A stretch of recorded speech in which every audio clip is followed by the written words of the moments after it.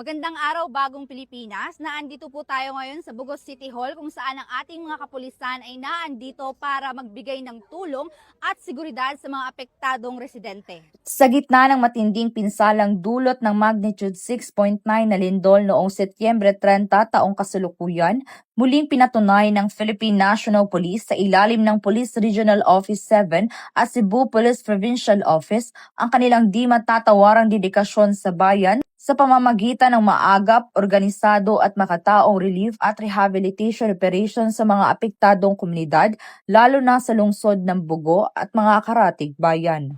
Last September 30, naigo ang Bugo sa 6.7 na earthquake.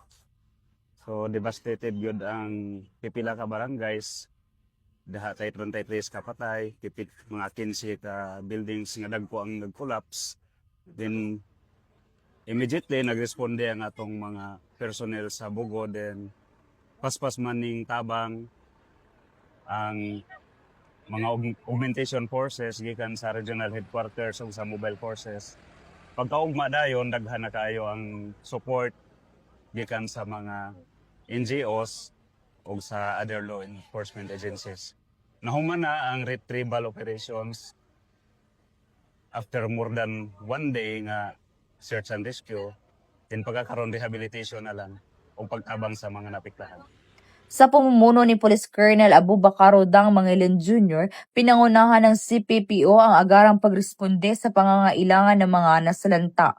Kabilang sa mga naging hakbang ang koordinasyon sa DSWD at iba't ibang ahensya para sa maayos na distribusyon ng mga food packs sa mga barangay gaya ng Gairan, Anunang Sur at Malingin. Prioridad sa relief efforts sa mga senior citizens, kabataan, buntis at iba pang kabilang sa vulnerable sectors. Kaagapay ang mga volunteers, local officials at iba pang stakeholders na isa katuparan ng mga aktibidad sa isang sistematikong paraan na may malasakit at respeto sa dignidad ng bawat residente. Pinangunahan din ng kapulisan ang pagtatayo ng tent city sa Bugos City bilang pansamantalang tirahan ng mga nawalan ng bahay.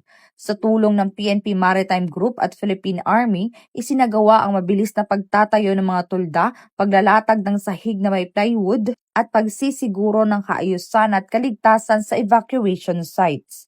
Upang mapanatili ang maayos na daloy ng operasyon at transportasyon, isinagawa rin ang isang coordination meeting na pinangunahan ni Police Colonel Mangilan Jr. kasama ang Highway Patrol Group upang matugunan ang isyu ng trapiko sa Bugo at mga karatig lugar. Patuloy rin nagbibigay ng traffic advisories ang mga lokal na hipilan ng pulisya kabilang ang Sakatmon upang gabayan ang mga motorista at delivery vehicles. Bilang pagkilala sa patuloy na sakripisyo ng mga pulis sa gitna ng krisis, isinagawa ng CPPO ang isang wellness post noong Oktubre 3 taong kasalukuyan, isang hakbang na layuning tugunan ang mental at emosyonal na kalusugan ng mga tauhang walang patid sa serbisyo, alinsunod sa direktiba ni Police Brigadier General Maranan. Mula sa paglo-load at unload ng relief goods, pamamahala ng trapiko, pagtatayo ng pansamantalang tirahan, hanggang sa personal na pag-abot ng tulong, pinatunayan ng mga kapulisan ng Cebu na ang serbisyong pampubliko ay hindi lamang tungkulin kundi isang panata ng malasakit, katatagan at pag-asa.